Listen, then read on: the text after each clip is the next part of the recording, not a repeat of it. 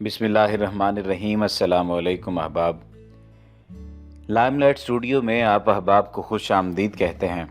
अगर आपने अभी तक हमारे चैनल लाइमलाइट स्टूडियो को सब्सक्राइब नहीं किया तो सब्सक्रिप्शन का बटन दबाकर सब्सक्राइब करना मत भूलिए।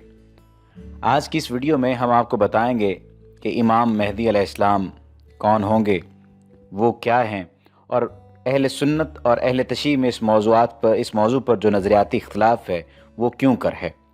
अहले सुन्नत के बेशतर मकातिब फ़िक्र और उलमा और अहले तशय्युअ के नज़दीक क़यामत से कबल इमाम मेहदी की आमद यकीनी समझी जाती है।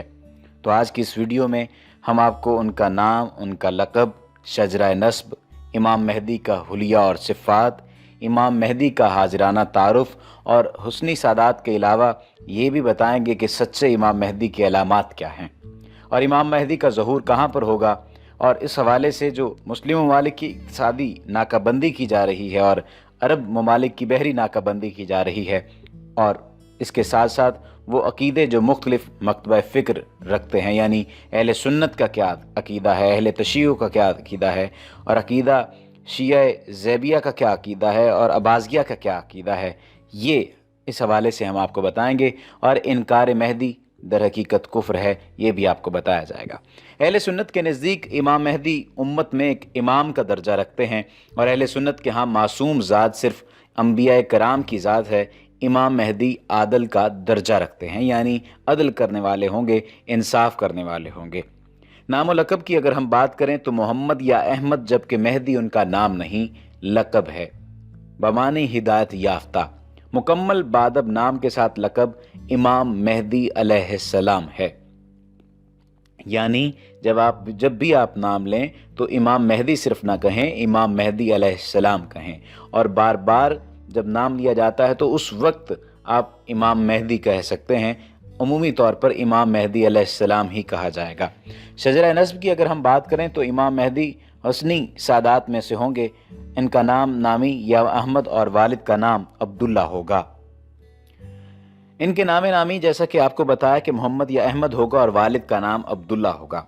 तमाम शिया और बाज़ उलमा अहले सुन्नत के नज़दीक इमाम मेहदी इमाम हसन अस्करी अलैहिस्सलाम के ज़रिए इमाम अली की औलाद में से हैं, यानी मेहदी बिन हसन अल अस्करी बिन अली नकी बिन मोहम्मद तकी बिन अली रज़ा बिन मूसा काजिम बिन जाफ़र सादिक बिन मोहम्मद बाकिर बिन अली ज़ैनुल आबिदीन बिन हुसैन इब्ने अली।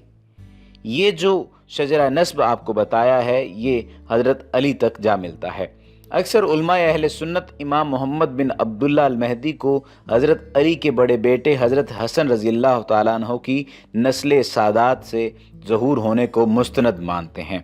अबू दाऊद और दीगर कुतुब अहादीस की रिवायात भी आपको हम बताएंगे। आपकी वालिद ग्रामी के जिसको मुख्तलिफ नामों से याद किया जाता है हज़रत नरजिस खातून हैं कि जिन्हें रिहाना और सौसन भी कहा गया। शेख सदूक ने गयास से नकल किया है कि उसने कहा कि इमाम हसन अस्करी का जानशीन जुमे के दिन पैदा हुआ और उसकी वालिद रिहाना थीं कि जिन्हें नरजिस, सैकल और सौसन भी कहा जाता है। इलामा सैयद बरजंजी फरमाते हैं, मुझे इनकी वालदा के नाम के बारे में कोई सही रिवायत नहीं मिली, अलबत्ता बाज़ हजरात ने वालदा का नाम आमिना तहरीर किया है। उम्मे सलमा फरमाती हैं कि मैंने रसूलुल्लाह सल्लल्लाहु अलैहि वसल्लम को ये फरमाते हुए सुना कि मेहदी मेरे ख़ानदान में से फ़ातिमा की औलाद में से होंगे। और अबू इसहाक़ कहते हैं कि अली ने अपने साहिबजादे हसन की तरफ देखकर फरमाया, मेरा बेटा, जैसा कि रसूल करीम सल्लल्लाहु अलैहि वसल्लम ने इसके बारे में फरमाया, सरदार है, अनकरीब इसकी पुश्त से एक शख्स पैदा होगा जिसका नाम तुम्हारे नबी के नाम पर होगा। वो इखलाक व आदात में हुज़ूर सल्लल्लाहु अलैहि वसल्लम के मुशाबे होगा। ज़ाहिरी शक्ल सूरत में आप सल्लल्लाहु अलैहि वसल्लम के मुशाबे ना होगा। फिर अली ने ज़मीन को अदल व इंसाफ से भर देने का वाक़या बयान फरमाया। मेहदी वालिद की तरफ से तो हसन की औलाद से और वालदा की तरफ से हुसैन की औलाद में से होंगे। इमाम मेहदी के अगर हुलियो सिफ़ात की हवाले से बात करें तो अबू सईद खदरी फरमाते हैं कि रसूल करीम सल्लल्लाहु अलैहि वसल्लम ने फरमाया, मेहदी मेरी औलाद में से होंगे, रोशन व कुशादा पेशानी और ऊंची नाक वाले। वो रूए ज़मीन को अदल व इंसाफ से भर देंगे जिस तरह से वो जुल्म व सितम से भरी हुई थी। वो 7 बरस तक ज़मीन पर बरसरे इक़्तिदार रहेंगे। یعنی امت کو ان کے دور میں جن امور کی ضرورت ہوگی اور جو چیزیں اس کی کامیابی اور برتری کے لیے ضروری ہوں گی، اور پوری روئے زمین کے مسلمان بے تحاشا قربانیاں دینے کے باوجود محض ان چند چیزوں کے نہ ہونے کی وجہ سے کامیاب نہ ہو رہے ہوں گے، مہدی کو قدرتی طور پر ان کا ادراک ہوگا۔ وہ ان کوتاہیوں کی تلافی اور ان چند مطلوبہ صفات کو بآسانی اپنا کر امت کے لیے مثالی کردار ادا کریں گے۔ چند سالوں میں وہ سب کچھ کر لیں گے جو صدیوں سے مسلمانوں سے بننا پڑ رہا ہوگا۔ وہ پہلے سے پیدا نہیں ہوئے ہیں، عام انسانوں کی طرح پیدا ہوں گے۔ 40 سال کی عمر میں امت مسلمہ ان کو اپنا قائد بنائے گی۔ ان کے ہاتھ پر بیعت کر کے کفر کے برپا کردہ مظالم کے خلاف وہ عظیم جہاد شروع کرے گی، جس کا اختتام عالمی خلافت اسلامی کے قیام پر ہوگا۔ امام مہدی کا اگر حاضرانہ تعارف کروایا جائے تو دعوی مہدیت اور حقیقی مہدویت میں آگ اور پانی کا تضاد ہے۔ حسنی سادات میں مہدویت ایک روحانی منصب ہے۔ ایک مشہور مقولہ ہے کہ تصوف کے میدان میں مدعی کی سزا پھانسی ہے۔ حسنی سادات کو ظہور مہدی کا انعام ملا ہے، اس لیے ہے کہ وہ اپنے جائز دعوے اور حق سے دستبردار ہو گئے۔ اگر سچے امام مہدی کی علامات کے بارے میں بتائیں تو علی ابن طالب سے روایت منقول ہے، رسول اللہ صلی اللہ علیہ وآلہ وسلم نے ارشاد فرمایا، مہدی ہم اہل بیت میں سے ہوں گے، اللہ تعالیٰ ایک ہی رات میں ان کو یہ صلاحیت عطا فرما دے گا۔ اس حدیث کی شرح میں شیخ عبدالغنی دہلوی فرماتے ہیں، یعنی اللہ تعالیٰ ایک ہی رات میں اچانک ان کو امارت اور خلافت کی یہ صلاحیت عطا فرما دے گا۔ علامہ ابن کثیر اس حدیث کی شرح میں فرماتے ہیں کہ اللہ تعالیٰ اپنے خصوصی فضل و توفیق سے سرفراز فرما کر پہلے انہیں الہام کریں گے اور اس مقام سے آشنا کریں گے جس سے وہ پہلے ناواقف تھے۔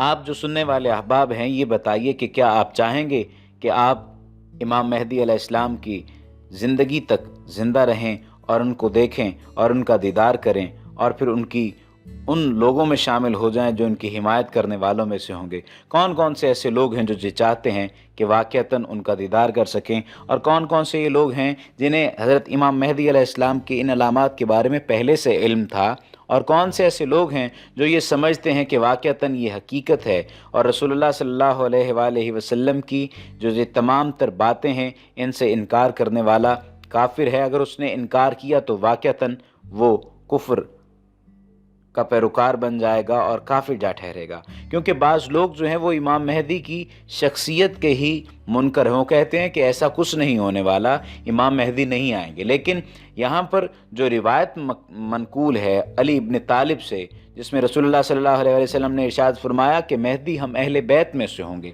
اللہ تعالیٰ ایک ہی رات میں ان کو یہ صلاحیت عطا فرما دے گا۔ مولانا بدر عالم میرٹھی فرماتے ہیں کہ ایک عمیق حقیقت اس سے حل ہو جاتی ہے، اور وہ یہ ہے کہ یہاں پر بعض ضعیف الایمان قلوب میں یہ سوال اٹھ سکتا ہے کہ جب حضرت مہدی ایسی کھلی ہوئی شہرت رکھتے ہیں تو پھر ان کا تعارف عام و خاص میں کیسے مخفی رہ سکتا ہے؟ اس لیے مصائب و آلام کے وقت ان کے ظہور کا انتظار معقول معلوم نہیں ہوتا ہے، لیکن اس لفظ نے یہ حل کر دیا کہ یہ صفات خواہ کتنے ہی اشخاص کیوں نہ ہوں، لیکن وہ ان کے باطنی تصرفات اور روحانیت مشیت الہیہ کے ماتحت اوجھل رکھی جائے گی، یہاں تک کہ جب ان کے ظہور کا وقت قریب آئے گا تو ایک ہی شب میں ان کے اندر ان کی اندرونی خصوصیات منظر عام پر آ جائیں گی۔ گویا یہ بھی ایک کرشمہ قدرت ہوگا کہ ان کے ظہور کے وقت سے قبل کوئی شخصیت ان کو پہچان نہ سکے گی، اور جب وقت آئے گا تو قدرت الہیہ شب بھر میں وہ تمام صلاحیتیں ان میں پیدا کر دے گی جن کے بعد ان کا مہدی ہونا خود ان پر اور تمام دنیا پر بھی منکشف ہو جائے گا۔ درج بالا حدیث و اقوال کی روشنی میں یہ باتیں واضح ہوتی ہیں کہ امام مہدی اس وقت پردہ غیب میں ہیں۔ جھوٹے مہدی کی سب سے بڑی نشانی یہی ہے کہ وہ خود مہدی ہونے کا دعویٰ کرے۔ امام مہدی کو بڑی صلاحیتیں اللہ تعالیٰ اسی ایک رات میں عنایت کر دیں گے۔ امام مہدی کے ظہور کے حوالے سے اگر بات کی جائے تو امام مہدی کا ظہور ایک ایسے وقت میں ہوگا جب امت کو شدید مشکلات دوچار ہوں گی اور ہر طرف مسلمانوں پر عرصہ حیات تنگ کیا جا چکا ہوگا۔ چنانچہ ان کے ظہور کے وقت کی علامات آپ صلی اللہ علیہ وآلہ وسلم نے بیان کی ہیں۔ جابر بن عبداللہ فرماتے ہیں کہ رسول اللہ صلی اللہ علیہ وآلہ وسلم نے فرمایا، وہ وقت قریب ہے جب عراق والوں کے پاس روپے اور غلہ آنے پر پابندی لگا دی جائے گی۔ ان سے پوچھا گیا کہ یہ پابندی کس کی جانب سے ہوگی؟ تو انہوں نے فرمایا، اجمیوں یعنی غیر عرب کی جانب سے۔ پھر کچھ دیر خاموش رہنے کے بعد کہا کہ وہ وقت قریب ہے جب اہل شام پر بھی یہ پابندی لگا دی جائے گی۔ پوچھا گیا کہ یہ رکاوٹ کس کی جانب سے ہوگی؟ فرمایا اہل روم، مغرب والوں کی جانب سے۔ پھر فرمایا رسول اللہ صلی اللہ علیہ وآلہ وسلم کا ارشاد ہے کہ میری امت میں ایک خلیفہ ہوگا جو لوگوں کو مال لب بھر بھر کے دے گا اور شمار نہیں کرے گا۔ نیز آپ صلی اللہ علیہ وآلہ وسلم نے فرمایا کہ جس کے قبضے میں میری جان ہے، یقیناً اسلام اپنی پہلی حالت کی طرف لوٹے گا جس طرح کہ ابتدا مدینہ سے ہوئی تھی، حتیٰ کہ ایمان صرف مدینہ میں رہ جائے گا۔ پھر آپ نے فرمایا کہ مدینہ سے جب بھی کوئی بے رغبتی کی بنا پر نکل جائے گا تو اللہ تعالیٰ اس سے بہتر کو وہاں آباد کر دے گا۔ کچھ لوگ سنیں گے کہ فلاں جگہ پر ارزانی اور باغ و زراعت کی فراوانی ہے تو مدینہ چھوڑ کر وہاں چلے جائیں گے، حالانکہ ان کے واسطے مدینہ ہی بہتر تھا کہ وہ اس بات کو جانتے نہیں۔ ابو صالح تابعی نے حضرت ابو ہریرہ سے روایت کیا ہے کہ مصر پر بھی پابندیاں لگائی جائیں گی، عرب کی بحری ناکہ بندی ہوگی۔ حضرت کعب سے روایت ہے، انہوں نے فرمایا کہ مشرقی سمندر دور ہو جائے گا اور اس میں کوئی کشتی بھی نہ چل سکے گی، چنانچہ ایک بستی والے دوسری بستی میں نہ جا پائیں گے، اور یہ جنگ عظیم کے وقت میں ہوگا، اور جنگ عظیم حضرت مہدی کے وقت میں ہوگی۔ مشرقی سمندر سے یہاں بحر عرب مراد ہے۔ دور ہونے کا مطلب یہ ہے کہ اس تک پہنچنا دشوار ہو جائے گا، جس کی وجہ سے وہاں آمد و رفت بند ہو جائے گی۔